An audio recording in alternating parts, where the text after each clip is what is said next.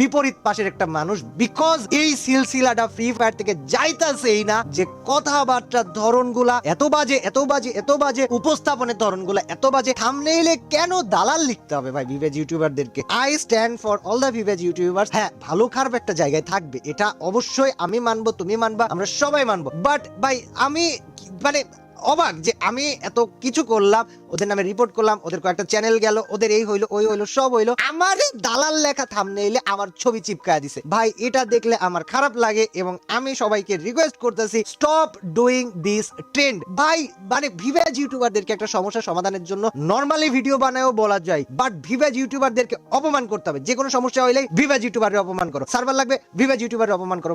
ভাই ভিভেজ ইউটিউবাররাই যখন সবকিছু করতেছে, ধরো যে গারেনার সাথে যোগাযোগের মাধ্যমে হিসাবে ভিভেজ ইউটিউবারদেরকে তোমরা ধরতেছো, সো যোগাযোগটা কারা করতেছে? আমরা করতেছি, আবার আমাদেরকে দালাল বলতেছো। তাইলে ভাই চাইতাছোটা কি? তাহলে দালাল যদি আমরা হয়ে থাকি তাহলে